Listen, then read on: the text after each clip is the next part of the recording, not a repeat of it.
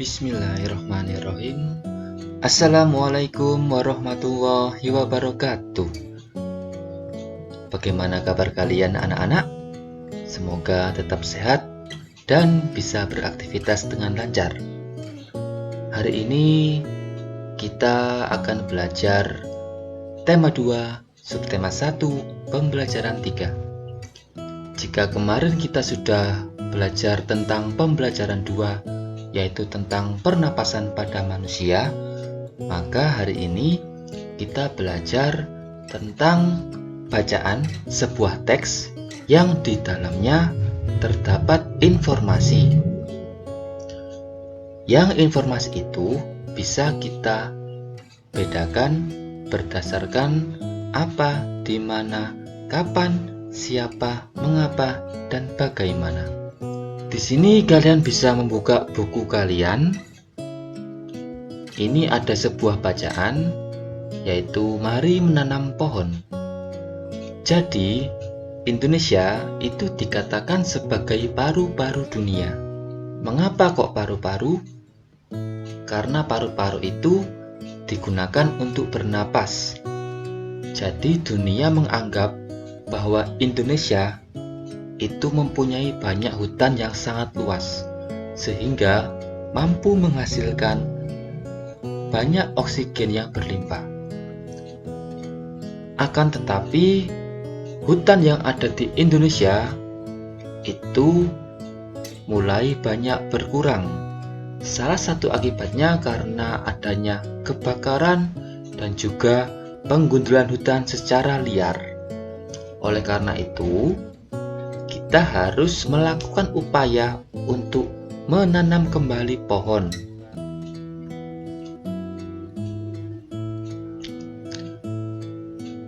Dan oleh sebab itu, setiap tanggal 28 November itu diperingati sebagai Hari Menanam Pohon.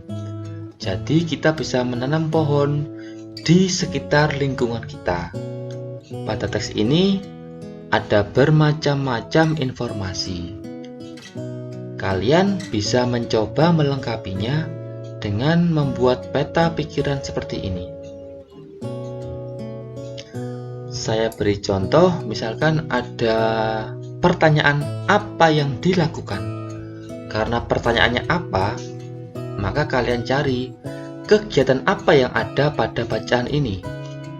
Ternyata kegiatan ini ada yang namanya kegiatan menanam pohon. Itu bisa kalian jawab seperti itu.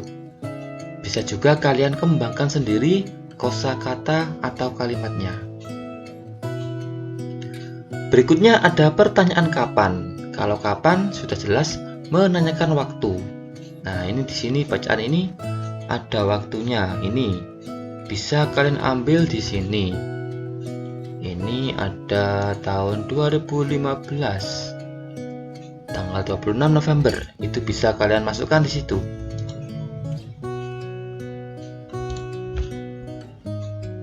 Lalu ada pertanyaan di mana. Kalau di mana itu artinya menanyakan tempat atau lokasi. Lalu ada siapa, berarti menanyakan pelaku. Siapa yang melakukan? Lalu pohon apa yang ditanam? Ini sama juga apa? Lalu ini terakhir mengapa? Kalau ada pertanyaan mengapa, itu artinya kita menjawabnya dengan alasan, dengan argumen. Jadi bisa kalian jelaskan alasan kalian menanam pohon.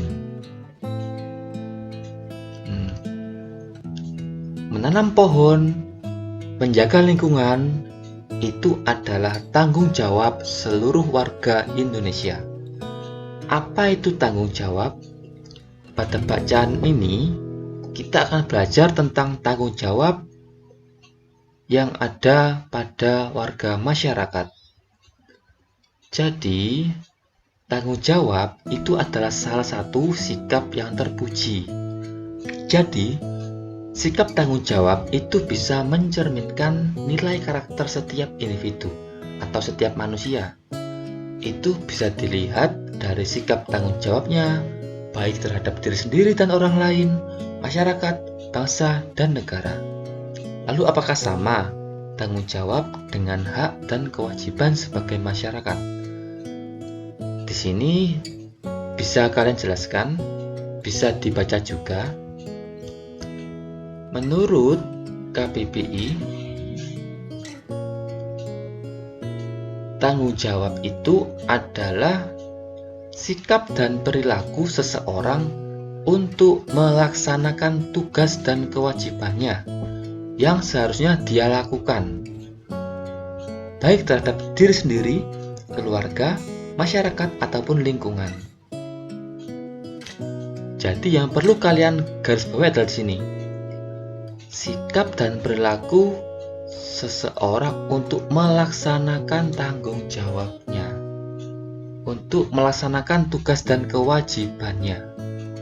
Itu namanya tanggung jawab.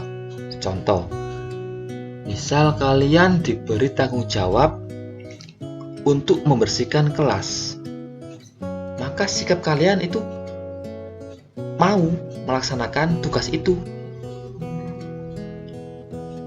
dengan baik.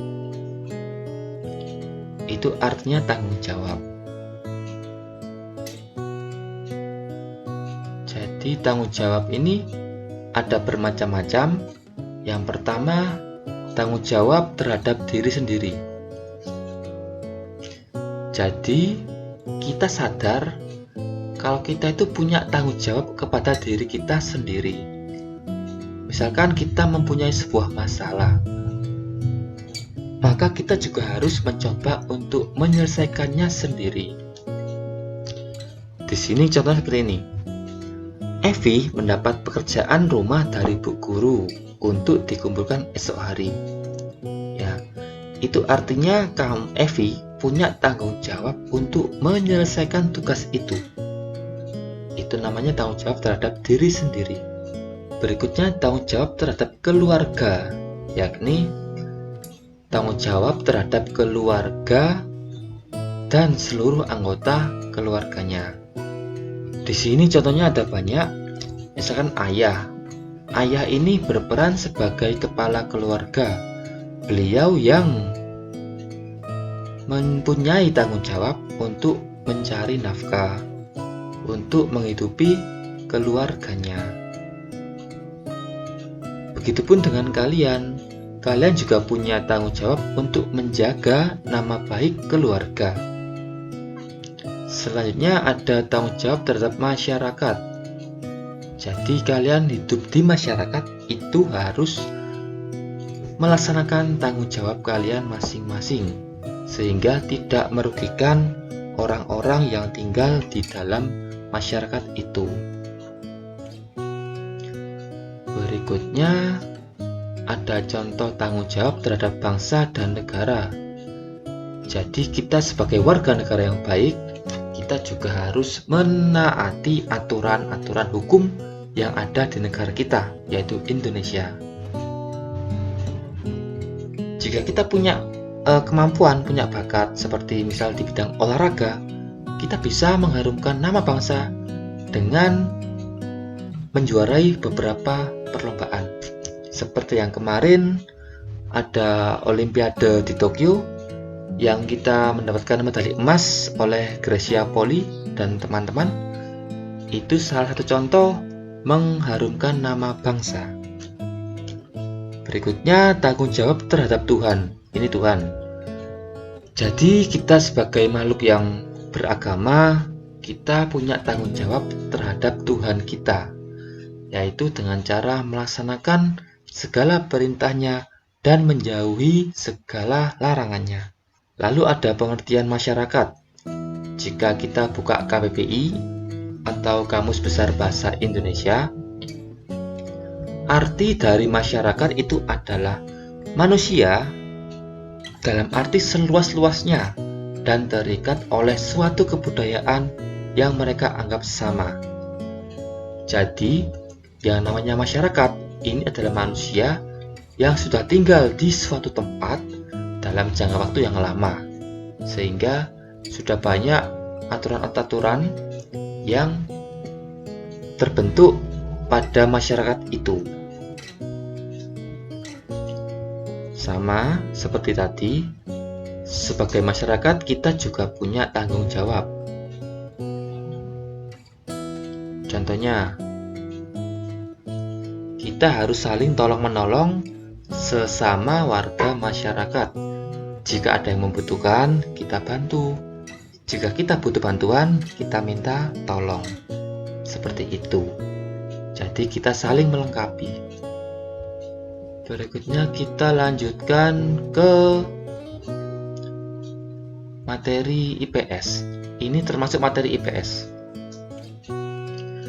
yaitu jenis-jenis usaha ekonomi masyarakat. Karena Indonesia ini beragam, ada banyak wilayah baik darat maupun laut, maka kegiatan ekonominya juga berbeda-beda. Yang di darat bisa bertani, bisa di pabrik, bisa sebagai pegawai. Sedangkan yang di laut bisa sebagai nelayan, sebagai penjual souvenir, sebagai pengrajin kerang, dan lain-lain. Jika kalian amati, ekonomi di sekitar rumahmu itu ada banyak sekali. Kita tinggal di perkotaan, jadi kita lebih banyak melihat seperti pertokoan, perpabrikan, pergudangan, dan lain sebagainya. Jadi, setiap manusia itu pasti melakukan kegiatan ekonomi. Apa itu kegiatan ekonomi? Silakan kalian amati di sini. Ya, ini. Kegiatan ekonomi itu adalah semua kegiatan yang dilakukan manusia untuk memenuhi kebutuhan hidupnya. Kita kan sebagai manusia pasti yang perlu makanan.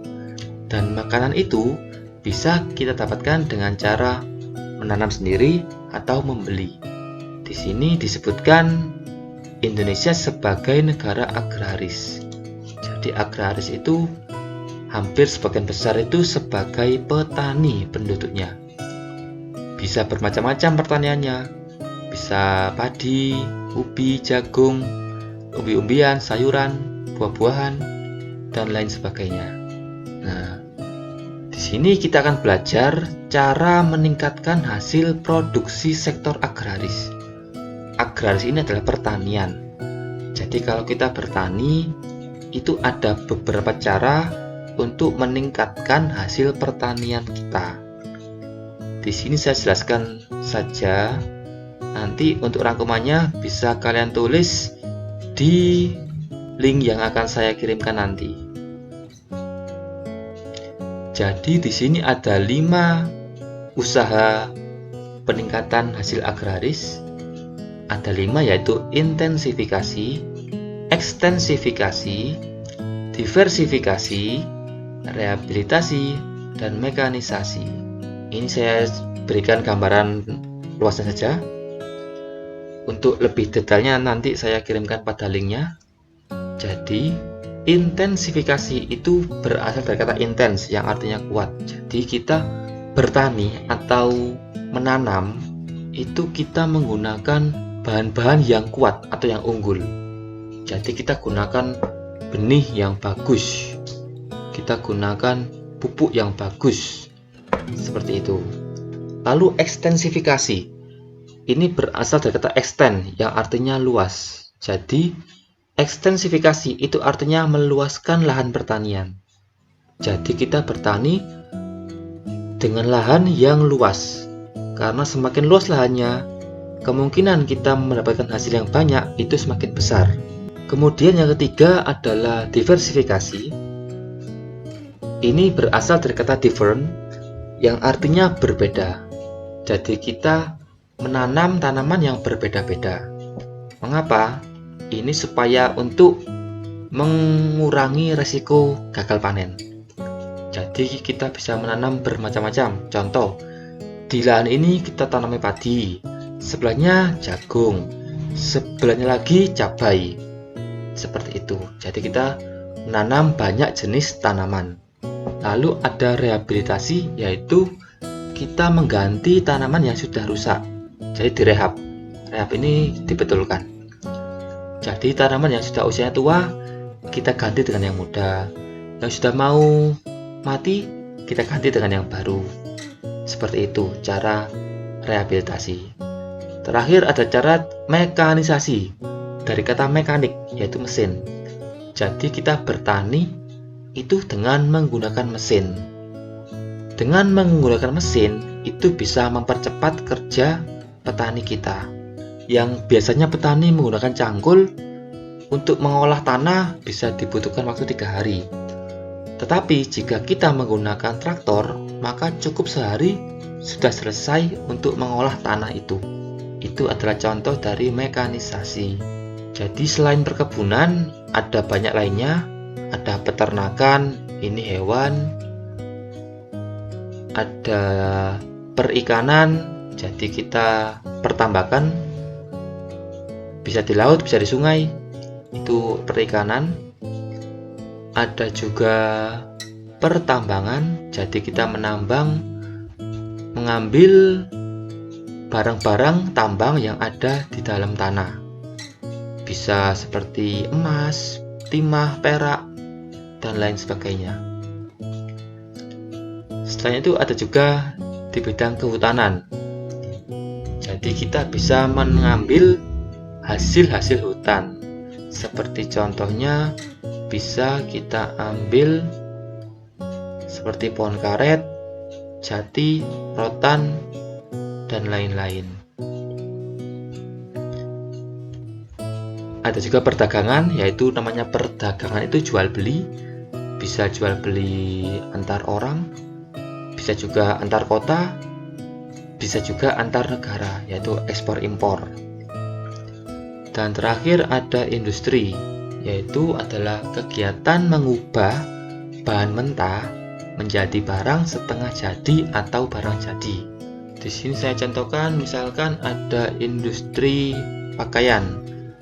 Jadi awalnya dia mengolah benang menjadi kain. Kain menjadi pakaian. Seperti itu. Jadi dia mengolah yang masih mentah menjadi matang atau setengah matang. Saya rasa materi hari ini cukup sampai di sini dulu. Semoga bisa dipahami oleh anak-anak. Kurang lebihnya saya mohon maaf. Wassalamualaikum warahmatullahi wabarakatuh.